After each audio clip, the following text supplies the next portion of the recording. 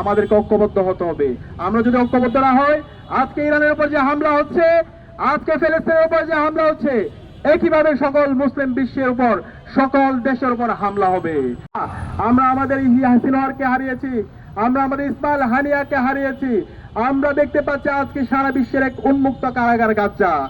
আজকে আমাদের ফিলিস্তিনের পাশাপাশি ইরানেও এই ইসরায়েলি জায়নিস্টরা এবং মার্কিনী সাম্রাজ্যবাদীরা ক্রমাগত হামলা করে আমাদের এই মুক্তি আন্দোলনের অন্যতম নেতা ইমাম খামেনিকে তারা শহীদ করেছে। তারা ভেবেছিল ইমাম খামেনিকে শহীদ করে, ইয়াহিয়া সিনওয়ারকে শহীদ করে, ইসমাইল হানিয়াকে শহীদ করে তাদের আদর্শকে তারা থামিয়ে দিতে পারবে। কিন্তু আজকে সারা বিশ্বব্যাপী, সারা বিশ্বের মুসলিমরা, মুসলিম বিশ্বের যুবকরা তারা ইমাম খামেনি হতে চায়, তারা ইয়াহিয়া সিনওয়ার হতে চায়, তারা ইসমাইল হানিয়া হতে চায়।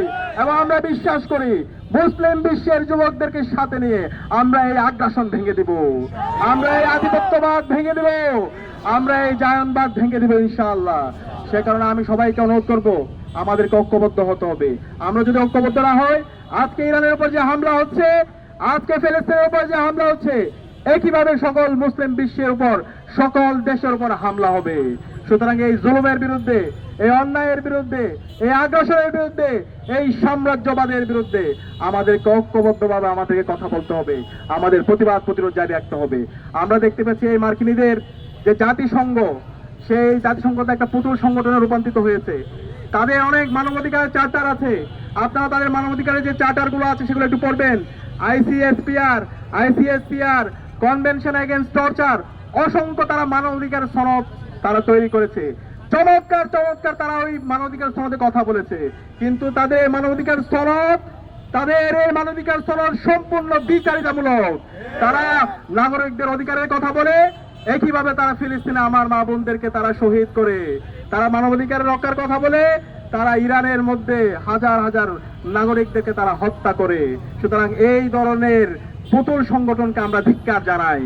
আমরা বলতে চাই মুসলিম বিশ্বের যে ওআইসি আছে এবং মুসলিম বিশ্বের যত সংগঠন আছে সেগুলোকে কার্যকর করতে হবে এবং মুসলিম বিশ্বের যুবকদেরকে ঐক্যবদ্ধভাবে এই অন্যায়ের বিরুদ্ধে, এই আগ্রাসনের বিরুদ্ধে, এই সাম্রাজ্যবাদের বিরুদ্ধে, জায়নবাদের বিরুদ্ধে আমাদেরকে প্রতিবাদ প্রতিরোধ জারি রাখতে হবে।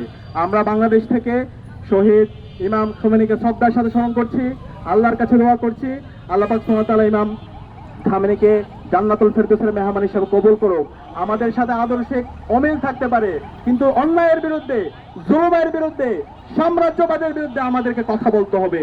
আমরা যদি কথা না বলে চুপ থাকি, তাহলে আজকে ইরানের উপর যে হামলা হচ্ছে, আজকে ফিলিস্তিনের উপর যে হামলা হচ্ছে, ঠিক একই হামলা আমার উপর হবে, আমার দেশের উপর হবে, মুসলমানদের উপর হবে। সুতরাং আমাদের মুসলিম যুবকরা বেঁচে থাকতে আমরা বসে থাকবো না, আমরা আমাদের প্রতিবাদ প্রতিরোধ জারি রাখবো। আমরা আল্লামা দারুল সাইদ হুজুরের ভাষায় বলতে চাই, বিড়ালের মতো 500 বছর বেঁচে থাকার দরকার নাই, সিংহের মতো 1 ঘন্টা বাঁচতে চাই। ইমাম খামেনি, ইয়াহিয়া সিনওয়ার, ইসমাইল হানিয়া এবং আমাদের যারা নেতৃবৃন্দ ছিল, তারা বিড়ালের মতো বেঁচে ছিল না, তারা সিংহের মতো সারা জীবন গর্জন দিয়েছে। তারা ফিলিস্তিনের আজাদী আন্দোলনের কথা বলেছে, সারা বিশ্বের মুসলিমদের পক্ষে নিয়েছে। সুতরাং আমরা বাংলাদেশের যুবকদেরকে আহ্বান করব, সারা বিশ্বের মুসলিম যুবকদেরকে আহ্বান করব এবং সবাইকে আহ্বান করব এই অন্যায়ের বিরুদ্ধে, জুলুমের বিরুদ্ধে, আধিপত্যবাদের বিরুদ্ধে, জায়নবাদের বিরুদ্ধে আমরা ঐক্যবদ্ধভাবে লড়াই শুরু করে আমরা সারা বিশ্বব্যাপী আজাদী আনবো, সারা বিশ্বব্যাপী আমরা ইনসাফ কায়েম করবো ইনশাআল্লাহ।